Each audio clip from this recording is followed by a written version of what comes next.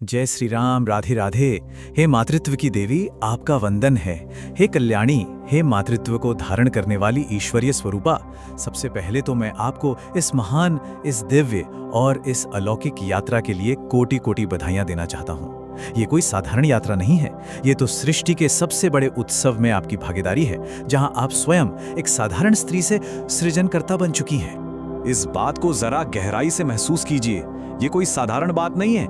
आपके भीतर, आपकी कोख में एक पूरा ब्रह्मांड आकार ले रहा है। आपके गर्भ में धड़कने वाला वो नन्हा सा हृदय, वो केवल रक्त और मांस का एक लोथड़ा नहीं है। नहीं, वो तो एक पवित्र आत्मा है, एक दिव्य चेतना है, जिसने इस धरती पर आने के लिए, इस संसार में जन्म लेने के लिए आपको अपना माध्यम चुना है। सोचिए, अनंत आत्माओं में से उसने आपको अपनी मां चुना है। ये जरूर आपका और उसका जन्म जन्मांतर का कोई पुण्य संबंध है। देखिए, इस बात को हमें बहुत गहराई से समझना होगा। गर्भावस्था कोई बीमारी नहीं या कोई केवल शारीरिक प्रक्रिया नहीं है।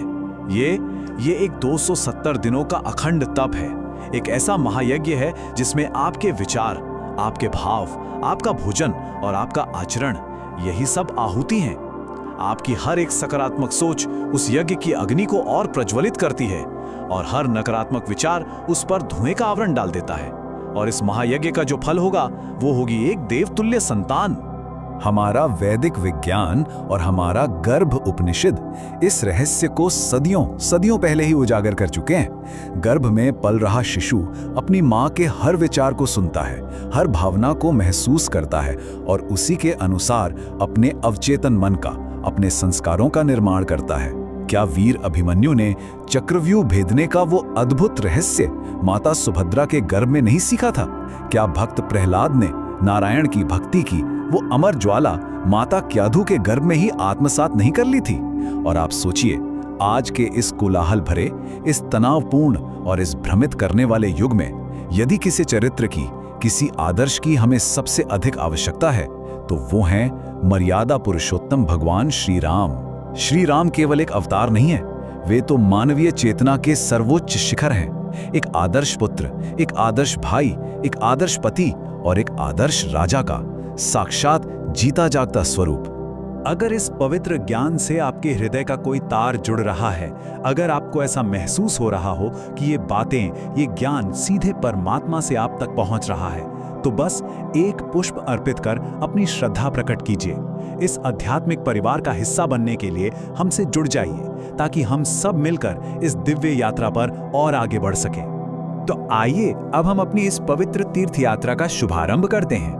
आज हम सब मिलकर ये जानेंगे कि कैसे आप अपने गर्भ में पल रहे शिशु को प्रभु श्री राम के 4 महान आशीर्वाद प्रदान कर सकती हैं। वो आशीर्वाद हैं मर्यादा का आशीर्वाद, शक्ति का आशीर्वाद, धैर्य का आशीर्वाद और पवित्रता का आशीर्वाद। और हाँ, अंत में हम आपको एक ऐसी दिव्य राममय दिनचर्या भी बताएंगे जो आपके और आपके शिशु के जीवन को पूरी तरह से रूपांतरित कर देगी। चलिए अपनी यात्रा के पहले अध्याय का आरंभ करते हैं। अब हम ये जानेंगे कि कैसे गर्भ में पल रही उस दिव्य आत्मा को भगवान श्री राम की मर्यादा का, उनके धर्म का अद्भुत आशीर्वाद प्रदान किया जाए। देखिए, मर्यादा का अर्थ केवल सीमाओं में बंधना नहीं है। नहीं, मर्यादा का सच्चा अर्थ है अपने कर्तव्यों का बोध होना, सही और गलत के बीच का भेद समझना और अपने मूल्यों पर चट्टान की तरह अडिग रहना। श्री राम मर्यादा पुरुषोत्तम क्यों कहलाए? सोचिए जरा उस दृश्य के बारे में। जिस सुबह राज्याभिषेक होना था, उसी सुबह वनवास का आदेश मिला, और राम के मुख पर न कोई क्रोध था, न कोई दुख, केवल अपने कर्तव्य के प्रति एक शांत स्वीकृति थी। यही है मर्यादा। तो आप अपने शिशु को मर्यादा का ये पाठ कैसे पढ़ाएंगी? इसके 4 बहुत ही सरल सोपान हैं। पहला, स्वयं के जीवन में अनुशासन। हे माँ, आपका शिशु आपको देख नहीं सकता, लेकिन वो आपको जी रहा है। आपका सोने जागने का, भोजन करने का जो समय है, वही उसके शरीर की पहली लय, पहला अनुशासन बन रहा है। दूसरा, वचनों की सत्यता। आप एक संकल्प लीजिए कि आप असत्य नहीं बोलेंगी, किसी की निंदा नहीं करेंगी, क्योंकि आपके मुख से निकले शब्द ही उसके व्यक्तित्व की नींव रख रहे हैं। तीसरा, गर्भ संवाद, जिसके बारे में हम अभी विस्तार से बात करेंगे। और चौथा, रामायण का पठन, विशेषकर अयोध्या कांड का, जिसमें कर्तव्य और त्याग की पराकाष्ठा है। अब आप एक शांत स्थान पर आराम से बैठ जाइए। अपने दोनों कोमल हाथ अपने गर्भ पर रखिए। एक गहरी सांस लीजिए और अपने शिशु को महसूस करते हुए मन ही मन या बहुत धीमी आवाज में ये दिव्य संकल्प दोहराइए। हे मेरे अंश, मैं तुम्हें भगवान श्री राम की मर्यादा का आशीर्वाद देती हूँ। तुम जीवन में चाहे कितने भी बड़े बन जाना, लेकिन कभी अपने धर्म और सत्य का मार्ग मत छोड़ना। तुम्हारी वाणी में मिठास हो और तुम्हारे कर्मों में कर्तव्य निष्ठा हो। तुम बड़ों का सम्मान करना और छोटों को प्रेम देना। रघुनंदन की तरह तुम्हारा चरित्र एक खुली और पवित्र पुस्तक के समान हो, जिसे कोई भी पढ़ सके और प्रेरित हो सके। मेरा आशीर्वाद हमेशा तुम्हारे साथ है। अब हम दूसरे महान गुण की ओर बढ़ते हैं, शक्ति। प्रभु श्री राम की शक्ति कोई साधारण बाहुबल नहीं थी। अरे, उनकी शक्ति तो उनके आत्मबल, उनकी करुणा और उनके सत्य में निवास करती थी। उन्होंने शिव धनुष भी तोड़ा, लेकिन अहंकार से नहीं, विनम्रता से। उन्होंने रावण की अजेय सेना का भी संहार किया, लेकिन द्वेष से नहीं, बल्कि धर्म की स्थापना के लिए। यही आध्यात्मिक शक्ति हमें अपने बच्चे में जगानी है। तो शिशु में श्री राम जैसी अजेय शक्ति कैसे जगाएं? इसके भी 4 मार्ग हैं। पहला और सबसे महत्वपूर्ण है माता की निर्भयता। हे मां, इस बात को याद रखिए, आपका हर डर, आपकी हर चिंता शिशु के तंत्रिका तंत्र को, उसके नर्वस सिस्टम को कमजोर करती है। आपकी निर्भयता ही उसे वीर और साहसी बनाती है। दूसरा, प्राणायाम और शारीरिक सक्रियता। आपकी हर एक गहरी सांस शिशु के मस्तिष्क को बलवान बनाती है। तीसरा, राम रक्षा स्तोत्र का पाठ। इसके दिव्य मंत्र आपके गर्भ के चारों ओर एक अभेद्य सुरक्षा कवच का निर्माण करते हैं। और चौथा, शक्ति के लिए गर्भ संवाद। अपने गर्भ पर बहुत प्रेम से हाथ फेरते हुए पूरे विश्वास और ओज के साथ अपने शिशु से कहिए, हे मेरे वीर संतान, मैं तुम्हें श्री राम की वो शक्ति प्रदान करती हूं जिससे उन्होंने संसार के सबसे बड़े अहंकारी का विनाश कर दिया था। तुम्हारे भीतर कोई भय ना हो, तुम कायर नहीं, वीर बनोगे। याद रखना, तुम्हारी शक्ति कभी किसी निर्बल को सताने के काम नहीं आएगी, बल्कि तुम असहायों की ढाल बनोगे। परिस्थितियां चाहे कितनी भी कठिन क्यों ना हो, तुम्हारा मनोबल हिमालय की तरह अडिग रहेगा। उठो मेरे लाल, राम की शक्ति तुम्हारे रग रग में प्रवाहित हो रही है। अब आते हैं तीसरे और आज के युग के सबसे जरूरी गुण पर, धैर्य। आप देखिए, आज की पीढ़ी में सबसे बड़ी कमी धैर्य की ही तो है। सबको हर चीज तुरंत चाहिए, इंस्टेंट ग्रेटिफिकेशन। लेकिन जरा श्री राम के जीवन को देखिए। राज्याभिषेक की प्रतीक्षा थी, पर 14 वर्ष का वनवास मिल गया और उन्होंने धैर्य रखा। माता सीता का हरण हो गया, वे विलाप किए, लेकिन उन्होंने धैर्य नहीं खोया। एक एक दिन, एक एक पल उन्होंने संयम और प्रतीक्षा से काटा। धैर्य ही तो वो गुण है जो मनुष्य को सबसे विपरीत परिस्थितियों में भी टूटने नहीं देता। तो शिशु में महासागर जैसा धैर्य कैसे स्थापित करें? पहला, स्वयं के क्रोध और उतावलेपन पर नियंत्रण रखें। आपका हर तनाव आपके शरीर में कॉर्टिसोल नाम का एक विष घोलता है, जो आपके शिशु को बेचैन और चिड़चिड़ा बनाता है। आपकी शांति ही उसे धैर्य का पहला पाठ पढ़ाएगी। दूसरा, इस 9 महीने की प्रतीक्षा का आनंद लें, इसे स्वीकार करें। तीसरा, प्रकृति से जुड़ें। एक बीज को देखिए, वो कभी जल्दबाजी नहीं करता, फिर भी समय आने पर सब कुछ पूरा हो जाता है। और चौथा, धैर्य के लिए गर्भ संवाद। अत्यंत शांत और धीमी आवाज में अपने पेट पर हाथ रखकर अपने शिशु से बात करें। मेरे नन्हे फूल, मैं तुम्हें श्री राम की तरह असीम धैर्य का आशीर्वाद देती हूँ। बेटा, जीवन में सफलता एक दिन में नहीं मिलती। तुम कभी असफलताओं से घबराना मत।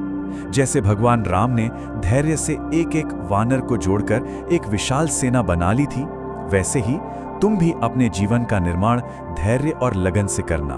तुम्हारा मन एक शांत झील की तरह हो, जिसमें बाहर से चाहे कितने भी पत्थर गिरें, लेकिन उसकी गहराई हमेशा शांत ही रहे। तुम हर परिस्थिति में सम रहना, यही मेरा आशीर्वाद है। और अब चौथा और सबसे दिव्य आशीर्वाद, पवित्रता। श्री राम की पवित्रता ही उनकी सबसे बड़ी दिव्यता थी। उनके विचार पवित्र थे, उनकी दृष्टि पवित्र थी, उनके कर्म पवित्र थे। शिशु का मन एक कोरी स्लेट के समान होता है, एक सफेद कैनवस की तरह। हे मां, आप गर्भावस्था में उस कैनवस पर जो रंग भर देंगी, जो चित्र बना देंगी, वो जीवन भर के लिए एक अमिट छाप छोड़ जाएगा। तो शिशु के मन और आत्मा को पवित्र कैसे बनाएं? पहला, सात्विक आहार। हमारे शास्त्रों में कहा गया है, जैसा खाए अन्न वैसा बने मन। आपका भोजन केवल आपके शरीर का नहीं, बल्कि शिशु के मन, उसकी बुद्धि और उसके संस्कारों का भी निर्माण कर रहा है। दूसरा, सात्विक वातावरण।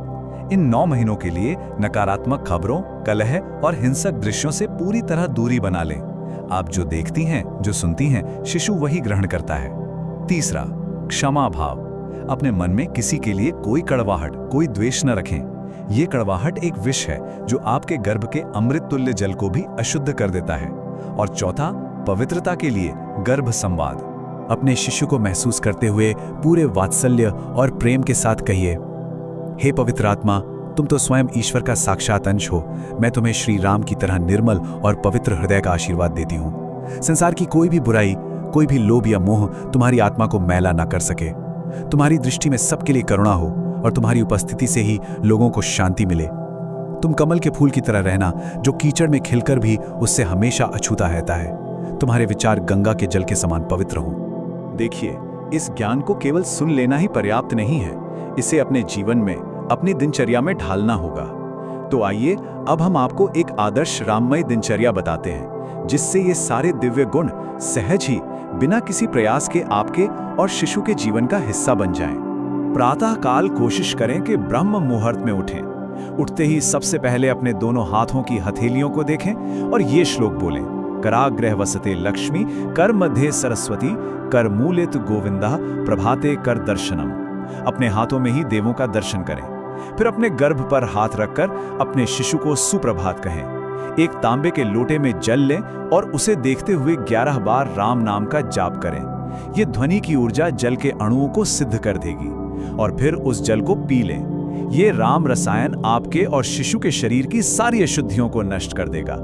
और सूर्य देव के दर्शन करके अपने शिशु को सूर्य के समान तेज का आशीर्वाद दें। दोपहर में खाली ना बैठें, कुछ सृजनात्मक, कुछ क्रिएटिव कार्य करें, जैसे कोई अच्छी पुस्तक पढ़ें, बुनाई करें या चित्रकारी करें। यह आपके मस्तिष्क के दाहिने हिस्से को सक्रिय करता है, जो आपके शिशु को कलात्मक और कल्पनाशील बनाता है। और जब भी विश्राम करें तो योग निद्रा का अभ्यास करें। बस लेटकर ये कल्पना करें कि एक सुनहरी दिव्य रोशनी आपके गर्भ को चारों ओर से घेरे हुए है और आपका शिशु उसमें सुरक्षित, आनंदित होकर खेल रहा है। संध्या के समय घर के मंदिर में या तुलसी के पौधे के पास एक दीपक अवश्य जलाएं। पूजा की घंटी या शंख की ध्वनि करें। ये दिव्य ध्वनि शिशु के मस्तिष्क की तंत्रिकाओं को खोलती है, उसे जागृत करती है। और ये बहुत ही महत्वपूर्ण है। शाम को शिशु के पिता से कहें कि वे भी गर्भ पर हाथ रखकर अपने शिशु से बात करें। पिता की गहरी और भारी आवाज शिशु को सुरक्षा और साहस का अनुभव कराती है और उसे बाहरी दुनिया से जोड़ती है। रात्रि को सोने से कम 1 घंटा पहले मोबाइल फोन को बिल्कुल दूर रख दें। उसकी नीली रोशनी आपकी और शिशु की नींद में बाधा डालती है।